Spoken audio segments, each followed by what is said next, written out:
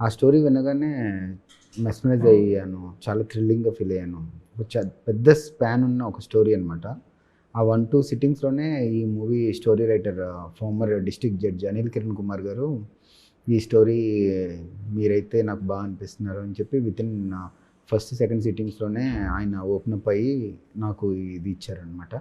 ఎప్పుడైతే ఆ లైన్ నేను విన్నానో జస్ట్ అది నాకు చెప్పారు. అది విన్న తర్వాత నేను ఒక 1 వీక్ అది టైం అడిగాను. డైజెస్ట్ చేసుకున్నాను. మళ్ళీ ఈ కథని story and writer Anil Kiran Kumar గారిని, జ్యోత్స్న గారిని కూర్చోబెట్టి వాళ్ళ స్టోరీ వాళ్ళకే చెప్పాననమాట.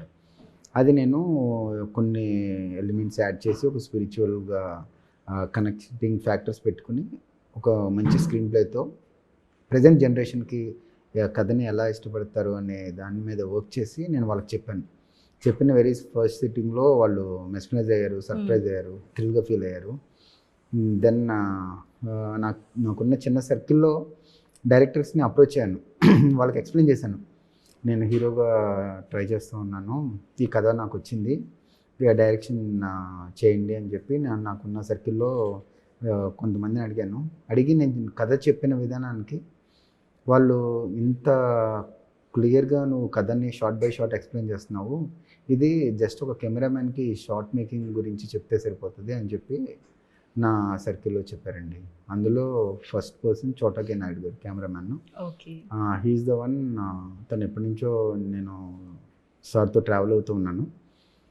అన్‌ఎక్స్‌పెక్టెడ్‌గా ఇలా చెప్పాను, వచ్చింది స్టోరీ అన్నా అని చెప్పి, నీకెందుకు ఇదంతా నువ్వు యాక్టింగ్ చెయ్యి అది ఇది అని చెప్పారు. కాదు అంటే స్టిల్ మళ్ళీ ఒకసారి కథ చెప్తానన్నా అన్నాను. కథ చెప్పిన తర్వాత తనే చాలా థ్రిల్ ఫీల్ అయ్యారు. నువ్వు ఇంత క్లారిటీతో ఉన్నప్పుడు నువ్వు 100% దీనికి న్యాయం నువ్వే చేస్తావు అని చెప్పి నేను సపోర్ట్‌గా ఉంటాను. నీకు ఏది కావాలన్నా నాకు చెప్పు అని చెప్పారు. ఆ అంటే కాన్ఫిడెన్స్‌తో చోటా కే నాయుడు గారు అన్నప్పుడు మీకు అనిపించిందా? అంటే డైరెక్టర్‌గా ఓకే. లేదా యాక్టర్‌గా అంటే డిఫరెంట్ జోనర్‌లో ఉంటుంది కదా! సో, అవునండి. ఇది మొత్తం రైటింగ్ మీద, షార్ట్స్ మీద ఉంటుంది. ఇది మొత్తం హావభావాల మీద ఉంటుంది. మీరు బిలీవ్ చేశారా నేను చేయగలను అని? ఆ టైంలో మీకు అనిపించింది? యాక్చువల్‌గా ఫస్ట్ బిలీవ్ చేయాల్సింది ఎవరు అంటే మనమేనండి. If okay. You are confident on yourself anything can be possible అండి. ఫస్ట్ మన మీద మనం నమ్మితేనే మనం ఏదైనా చేయగలమండి. అదే బిలీవ్ చేస్తాను నేను.